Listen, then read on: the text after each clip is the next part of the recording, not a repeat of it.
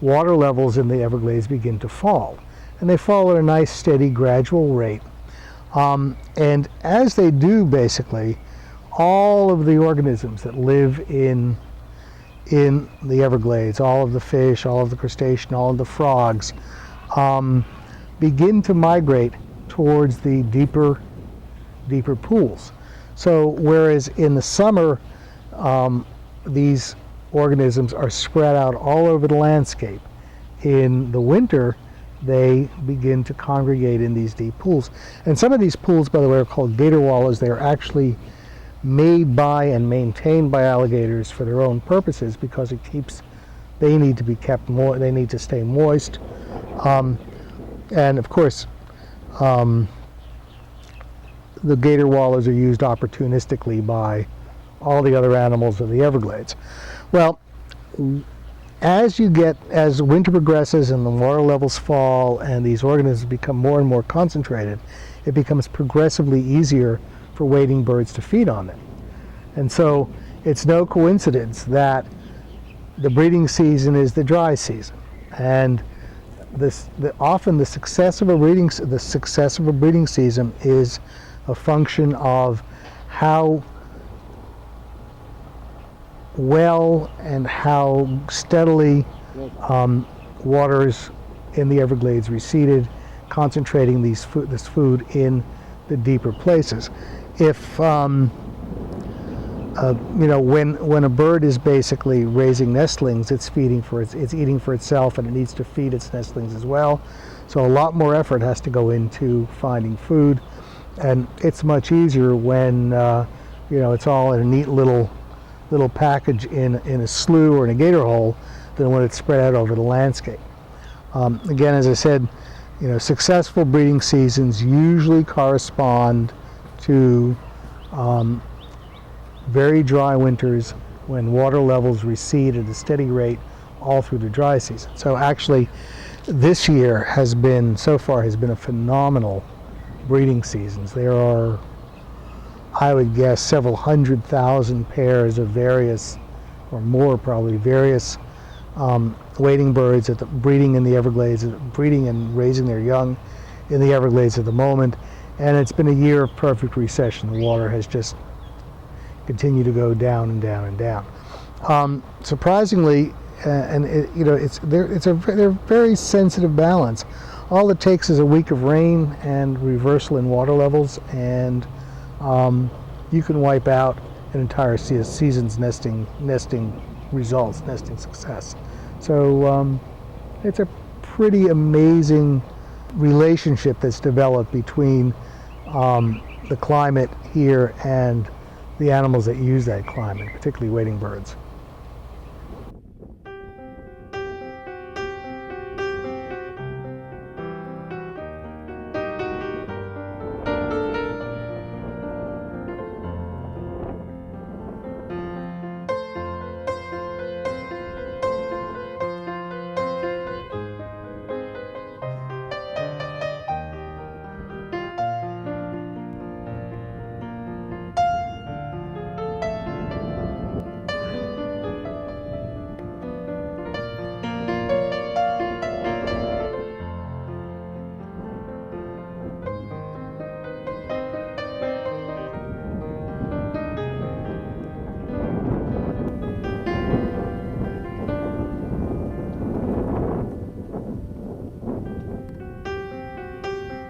The 10,000 Islands are off the western shore of the Everglades, and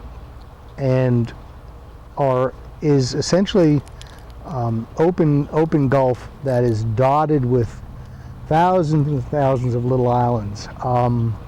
It's a place where if you don't know where you're going, it's very easy to get lost and never find your way back. It has some interesting rivers that run from the Everglades and empty into it. One of them, Turner River, runs for long stretches through dense mangrove forest, and the only way to traverse the river is in what are called mangrove tunnels. Essentially, 100 years ago, Indians hacked trails through the mangrove roots that opened up kind of tunnels that are just tall enough for your head to go by if you're sitting in a canoe. And those tunnels have been maintained by various people over the years.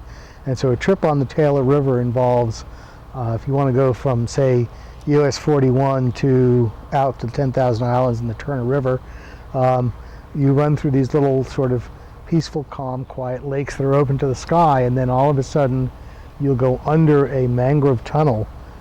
Sometimes the mangroves are so low that you can pull yourself along instead of paddling and get out to 10,000 Islands. As I said, it's an incredible place. It is probably the best fishing in Florida. It's very easy to get lost, and in the summer you will be eaten alive by mosquitoes the second you arrive. If you try to go fishing in the 10,000 Islands in the summer, you better come with heavy gloves, your pants tucked into your boots, and a mosquito net to wear on your face. Okay, in the Glades proper, most of the fish tend to be rather small, although bass are almost ubiquitous throughout the system. Offshore in the marine stretches, say in 10,000 Islands, there's jack and tarpon and snook and all of the major Florida game species. Alligators are pretty omnivorous. They will eat fish. They will eat fish. They'll eat snails. They eat turtles. Just about anything that they can catch. They will. And birds. Any freshwater turtle. There are cooters and sliders and mud turtles. There are a number of different species of turtle in Florida, and alligators can very easily break the shells, which they do they catch the turtle and then they'll sort of toss it up in the air and crunch their jaw on it as it comes down, and toss it up again and crunch the jaw on it again, and after a while the turtle is in pieces and the alligator eats it. Okay, wild pig in Florida aren't really wild. They're feral pigs. They presumably were brought here by the Spanish when the Spanish first discovered Florida in the mid-1500s. And of course, this was sort of standard mid-1500 Spanish expedition provisioning. What they would do is they would bring a bunch of pigs with them, and the pigs would pretty well, fend for themselves, feed for themselves, but would tend to stay and move with the army because there were always scraps available to eat. And some of these pigs, of course, would escape and get away, and they formed a feral pig population that has persisted in Florida probably, for the last 400 years. If you had come to Florida before any development, you would have landed on the beach, say, in Fort Lauderdale, and walked west towards I-95, and you would come over a little rise, which is called the Cutler Ridge, and which runs all the way along the east coast of Florida. It's a little higher in some places, a little lower in other places. And as you went down the Cutler Ridge, you would hit the Everglades. So everything, and again, I repeat, Cutler Ridge is east of I-95. So everything west of the Cutler Ridge was the Everglades, clear over to the west coast. There was almost no dry land on the west coast. And this would have been from Florida Bay north to the southern shore of Lake Okeechobee, so say middle Palm Beach County. It was a huge place. There are some interesting stories about what travel was like in the late 1800s and early 1900s. And a couple of stories that come to mind, I guess.